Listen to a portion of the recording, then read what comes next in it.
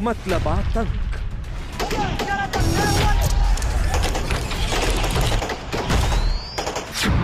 तालिबान मतलब दहशत,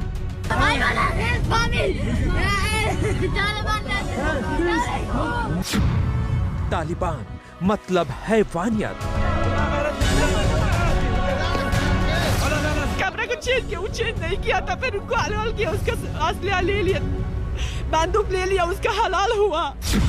तालिबान मतलब दरिंदगी,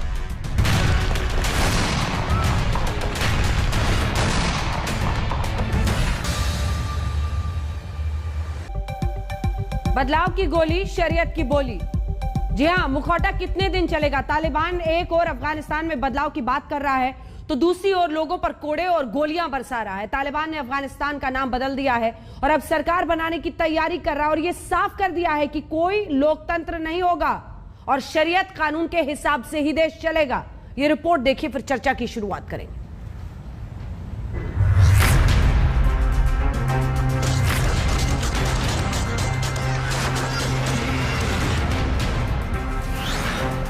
तालिबान न बदला था और न बदलेगा। तालिबान ने भले ही अपने चेहरे पर मुखौटा चढ़ा लिया है, लेकिन उसका चेहरा अब भी वही है। तस्वीरें काबुल एयरपोर्ट की हैं। लोग जान बचाने के लिए किसी भी हाल में एयरपोर्ट में दाखिल होना चाहते थे, किसी भी हाल में तालिबान के चंगुल से निकल जाना चाहते थे, लेकिन तालिबान के आतंकियों को भला ये कैसे मंजूर होता? सरकार चलाने के लिए तैयार बैठे दहशतगर्दों ने अंधाधुंध गोलियां चला दी। गोलीबारी से बचने के लिए महिलाएं चीख रही थी, बच्चे बदहवास थे, मर्द जान बचाने के लिए भाग रहे थे, लेकिन तालिबान को तरस नहीं आया। उसके लड़ाकों की बंदूकें लगातार गोलियां उगलती रही।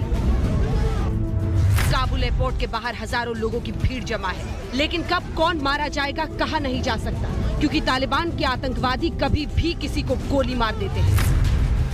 ये देखिए कैसे ये लंबे बाल वाला तालिबानी आतंकी गाड़ी से उतरता है और बड़े आराम से लोगों को गोली मारकर चला जाता है। अब इन तस्वीरों को देखिए, देश छोड़ने की कोशिश कर रहे लोगों पर कोड़े बरसा रहा है तालिबान।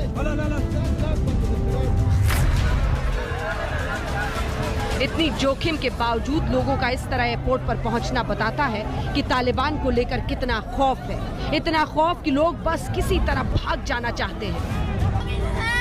अमेरिकी सैनिक से एक अफगान लड़की की दर्द भरी अपील सुनी।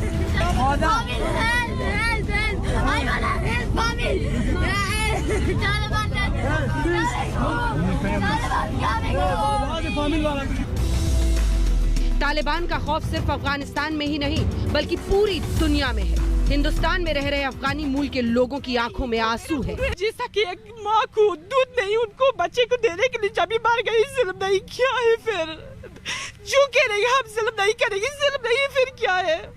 जो एक आदमी को हलाल किया, खानदान में एक आदमी को, एक बास्कर को जो आर्मी कैमरा उसके पास भी था और उन्होंने अपनी कैमरा को चेंज किया, वो चेंज नहीं किया था, फिर उनको हलाल किया, उसका असला ले लिया, बंदूक ले लिया, उसका हलाल हुआ। ये जुल्म नहीं क्या है? फिर दिल्ली में अलग अलग दूतावासों के बाहर अफगानी मूल के लोगों की लंबी कतार लगी है जो किसी भी दूसरे देश में बसना चाहते हैं, लेकिन वापस अफगानिस्तान नहीं जाना चाहते। मैं इस वक्त यूएस एम्बेसी के सामने मौजूद हूं और यहां पर आपको दिखाना चाहेंगे कि सारी जो अफगान महिलाएं हैं वो यहां पर मौजूद हैं और ये अपनी अपनी मांग रख रहे हैं कि इनको व्यवस्था दी जाए, क्योंकि जिस तरीके की सिचुएशन अफगानिस्तान में काबुल में जो वीडियोस आ रहे हैं, जो दिखाई पड़ रहा है, वैसे में ये सारे लोग इस वक्त परेशान हैं और ये वहां जाना नहीं चाहते हैं। लोगों में खौफ इस बात का है कि अब अफगानिस्तान में लोकतंत्र नहीं होगा बल्कि देश शरीयत कानूनों के मुताबिक चलेगा। The system of the government is clear. That is an Islamic government. Sharia law would be, of course, there would be no democratic system at all because it doesn't have any base in our country. That is we are working on. Taliban ने सरकार बनाने की कवायद तेज कर दी है। रूस ने दावा किया है कि अफगानिस्तान का नाम बदल दिया गया है। तालिबान ने अफगानिस्तान का नाम इस्लामिक अमीरात ऑफ अफगानिस्तान कर दिया है। माना जा रहा है कि अफगानिस्तान में 1996 की तरह ही एक काउंसिल होगी जो सरकार चलाएगी। آمدیم بخیر در وطن عزیز خود فرمودن. واقعا بسیار جای نهایت خوشحالی بود که امروز ما همشهریان خود را الحمدلله اینجا میبینیم و مجاهدین میبینیم. بسیار مردم ها با اطمینان الحمدلله در اینجا زندگی خود پیش میبرن. अब सवाल ये है कि क्या अफगानिस्तान की तालिबानी सरकार को दुनिया मान्यता देगी? अभी तक चीन, पाकिस्तान और रूस ही ऐसे देश हैं जिन्होंने तालिबान का समर्थन किया है। हिंदुस्तान को पूरी तस्वीर साफ होने का इंतजार है। इस बीच तालिबान ने भारत के साथ रिश्तों को लेकर बड़ी बात कही। दावा किया कि भारत के साथ काम करने को तो तैयार है, लेकिन अफगानिस्तान की जमीन को हिडन एजेंडे के लिए इस्तेमाल नहीं होने देंगे। भारत के हवाले से अब आप लोगों के अब क्या मौकफ है? हमने कहा किसी मुल्क को, किसी ग्रोह को, किसी फर्द को हम इजाजत नहीं देंगे कि अफगानिस्तान की सरजमीन किसके खिलाफ इस्तेमाल करे। ये एक बात ये क्लियर है। दूसरा ये कि अगर वो चाहे कि उधर उन्होंने प्रोजेक्ट्स बनाए हैं, उधर बहुत रिकंस्ट्रक्शन प्रोजेक्ट है, इंफ्रास्ट्रक्चर प्रोजेक्ट है, वो कंप्लीट नहीं हो चुके हैं, इनकम्प्लीट है, वो कंप्लीट करें क्योंकि वो आवाम के लिए है। हालांकि तालिबान की कथनी और करनी में हमेशा से बड़ा फर्क रहा है, लिहाजा तालिबान की बातों पर तुरंत भरोसा करना ठीक नहीं। आज तक ब्यूरो। तो एक तरफ बदलाव की बोली है, दूसरी तरफ शरीयत की गोली है, क्योंकि जिस तरह से शरीयत को इंटरप्रेट करके लोगों पर थोपता है तालिबान, उसी की वजह से लोग ऐसे देश मुल्क छोड़कर भाग रहे हैं। इससे पहले कि हम आपको भयावह तस्वीरें कुछ और दिखाएं, जल्दी से आपको बता देते हैं गौरव भाटिया राष्ट्रीय प्रवक्ता भारतीय जनता पार्टी के, सुप्रिया श्रीनेत कांग्रेस पार्टी से जुड़ रही हैं, लेकिन उससे पहले मान्यता देगा क्या तालिबान को भारत?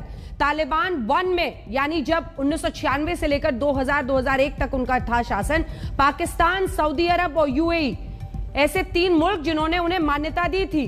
अब अभी तक तालिबान 2 में, हालांकि अभी सरकार भी नहीं बनी है उनकी, लेकिन देखिए बेताबी पाकिस्तान, चीन और रूस की। इसीलिए तो शक होता है इन देशों पर। पाकिस्तान, चीन और रूस ने अभी से ही मान्यता दे दी है। गौरव भाटिया राष्ट्रीय प्रवक्ता भारतीय